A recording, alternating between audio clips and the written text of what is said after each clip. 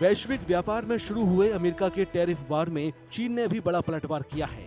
चीन ने 10 अप्रैल 2025 से सभी अमेरिकी इंपोर्ट्स पर अतिरिक्त 34% टैरिफ लगाने की घोषणा की है। इससे पहले अमेरिका ने भी चीनी वस्तुओं पर भारी भरकम टैरिफ लगाया था, जिसकी प्रतिक्रिया में चीन ने ये कदम उठाकर विश्व में तहलका मचा दिया है।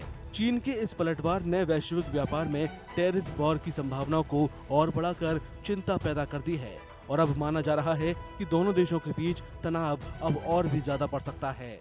चीन ने अमेरिका के सभी सामानों पर 34% टैरिफ लगाने के अलावा मीडियम और भारी खनिज निर्यात पर भी कंट्रोल लगाने की बात कही है, जो कि कंप्यूटर चिप्स, इलेक्ट्रिक वाहनों की बैटरी, एयरोस्पेस और डिफेंस इंडस्ट्री के हाईटेक प्रोडक्ट बनाने में इस्तेमाल होते हैं। इसके अलावा चीन ने स्वास्थ्य संबंधी चिंताओं के कारण चुनिंदा अमेरिकी पोल्ट्री सप्लायर्स से इंपोर्ट को रोक दिया है और ताइवान को हथियारों की बिक्री करने से जुड़े उल्लंघनों का हवाला देते हुए 27 अमेरिकी कंपनियों को अपनी व्यापार प्रतिबंध सूची में शामिल किया है। एक्सपर्ट्स का मानना है कि ये कदम रणनीतिक रूप से अमेरिकी अर्थव्यवस्था को प्रभावित करेंगे और बढ़ते व्यापार तनाव में और बढ़ोतरी करेंगे। अमेरिका और चीन एक दूसरे पर जवाबी टैरिफ लगाकर वार पलटवार कर रहे हैं। ऐसे में भारत इन दोनों देशों के टैरिफ वार में खुद के लिए लाभ की संभावना तलाश रहा है। एक्सपर्ट्स का मानना है कि मौजूदा तनाव अलग अलग क्षेत्रों में भारतीय निर्यातकों के लिए नए अवसर पैदा कर सकता है।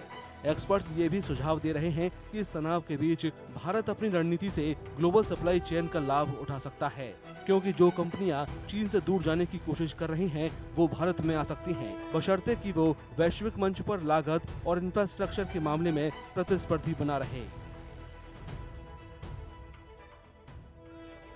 बीजिंग और वाशिंगटन दोनों ही अपने अपने फैसलों पर अड़े हुए हैं।